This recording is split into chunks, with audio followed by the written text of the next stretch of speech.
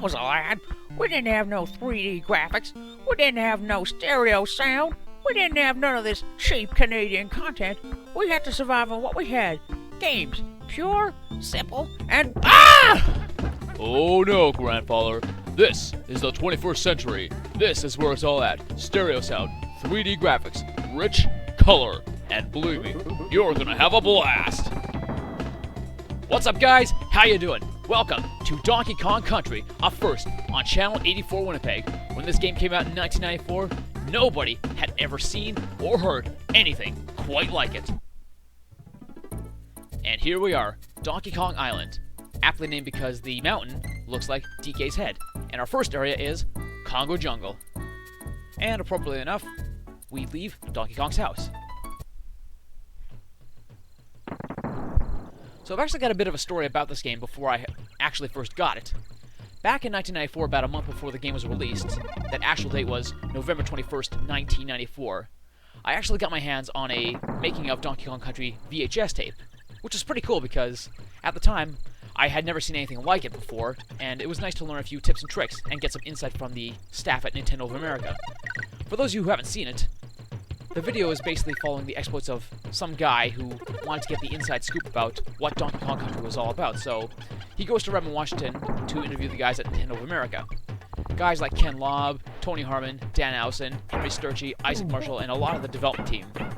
A lot of which are associated with Nintendo of America and worked closely with the guys over at Rare.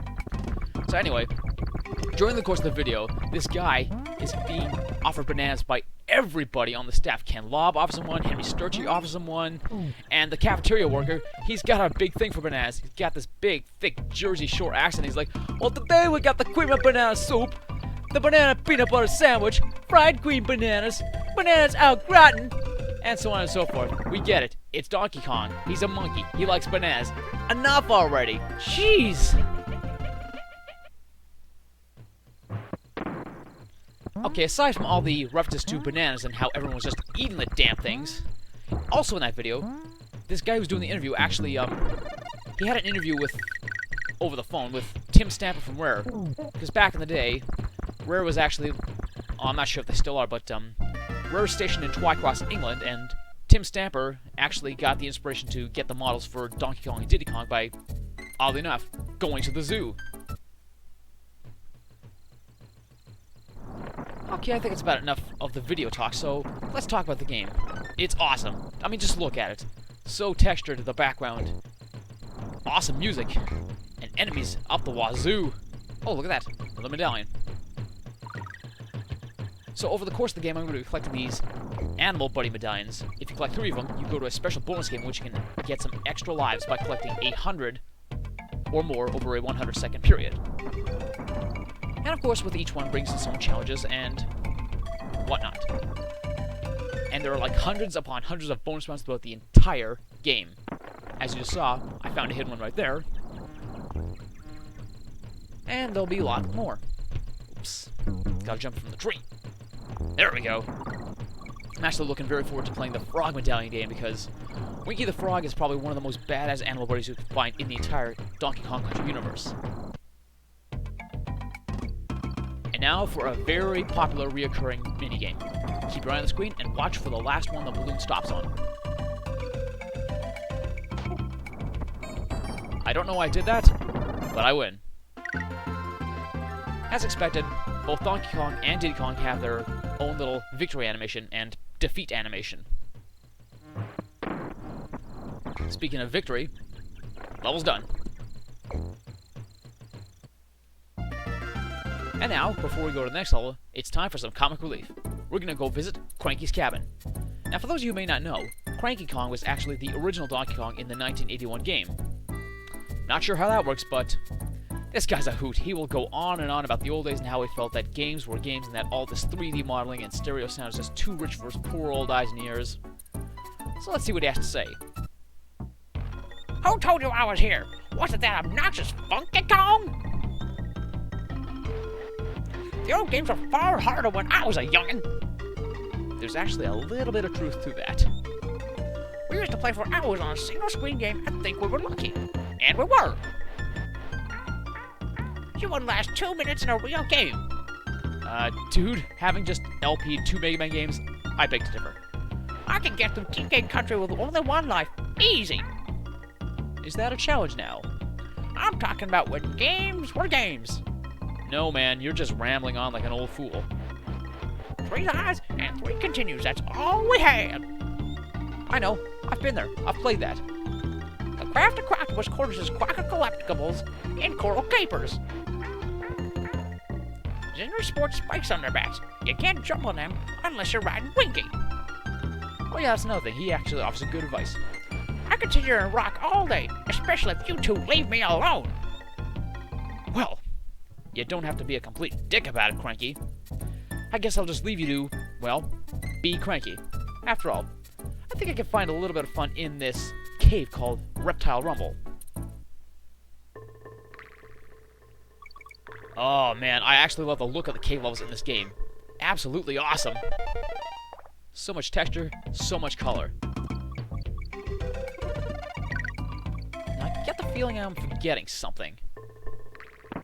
Oh yeah, there are different types of bonus rounds in this entire game. For the most part, you actually get to play action-based minigames, like this one. Of course, this is probably not the best example because all you gotta do is jump once, and you fire in a sequence of cannon, and that's it. Other ones, you actually have to time your cannon shots just right in order to get the prizes.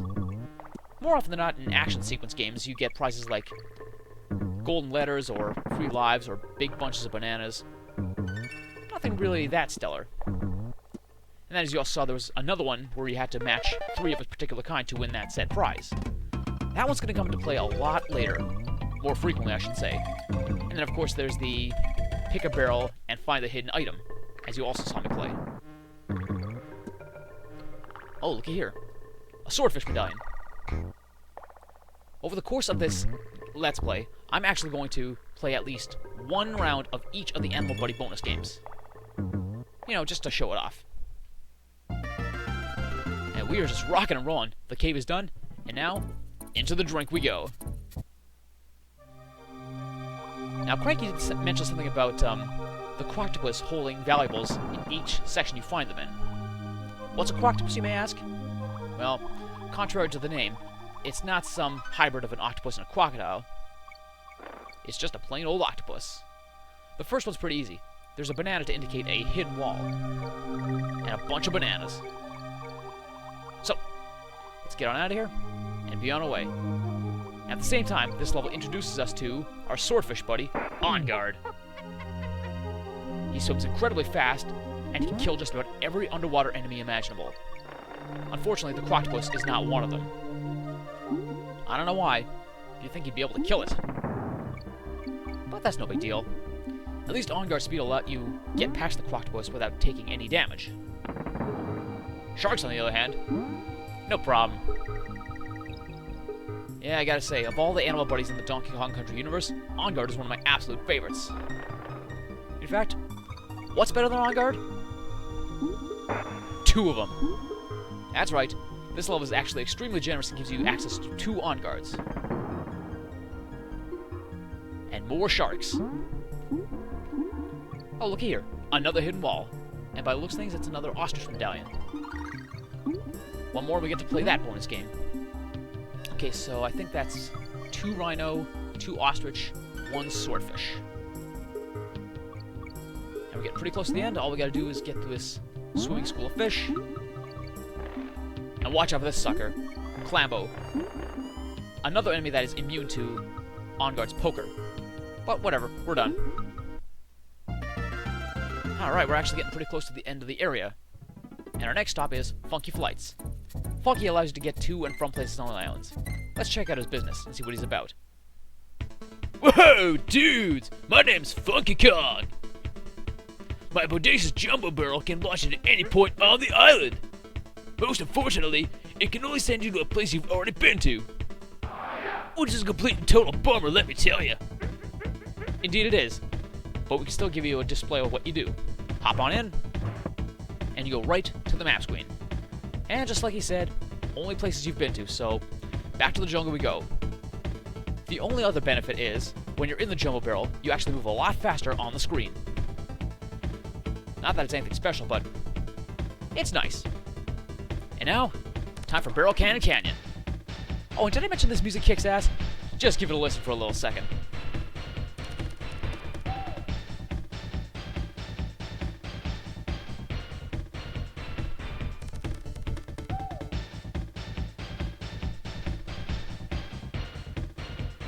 Pretty cool, ain't it? Alright, let's go. For beginners, this level could be a little bit of a challenge because you have to be up to snuff with your barrel cannon aiming. Or, if you're a dirty, rotten, cheating bastard like me, you skip the whole level. But of course, since I'm actually going for all the bonus rounds, I'm actually going to be doing parts of this level the honest way. Like right here. This isn't too bad because the barrels move slow enough. There's our first bonus round. Ah, action time. This one's pretty easy. As soon as you jump on the barrel, hit the jump button to fire out, and you will not miss your target. Watch. Probably the easiest bonus game in the entire Let's Play. Actually, no, that's not true. Back in Reptile Rumble, there was that one bonus round where I had to just jump into the cannon, and it just shot me from one to the other, and pretty much self-guided. And our next bonus round, I think this is the last one left, is right in here. Very nice. Okay, so let's make that 2 swordfish medallions to go on top of the rhino and the ostrich. Now, did I miss something? Yes, I did, actually. Okay, doing good. Okay, now this is the part where you have the most difficulty. The barrels are moving a lot faster, and there are bees in the way. And I died. No shame. I've still got like about 24 in my inventory. Okay, 23. I know, big deal. Let's see if we can get that the next time. Oh man, these guys are just bowling over like crazy. I am the destroyer. And we're back to the barrels, and there we go. Not too bad so far. Nice. If you're fast with your aim, no problem. And we're on the home stretch, and that is that. Alright, one final Kong to visit, and one final level to play. Welcome to Candy Save Point. Hi, I'm Candy Kong, and this is my save point. If you want to save your current game, jump into my spinning save barrel. Thanks, but no thanks. I've got stuff to do. And at every pile of bananas is the area boss. This is Very Gnawty's lair.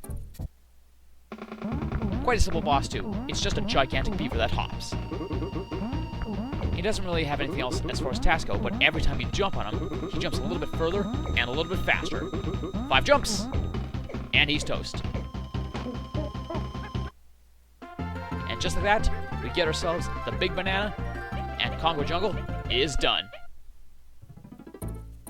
And now we have access to a new area on the island, the monkey mines. And out in the open water, there is a pirate ship heading towards the shore. That will come into play a little bit later, but for now, I think this is a good place to call it a video. So, thank you very much for watching the debut of Donkey Kong Country. Tune in next time, where we begin the monkey mines. Until then, this is Jeremy Prouty from Channel 84 Winnipeg, signing off. Thanks again, and I'll see you next time.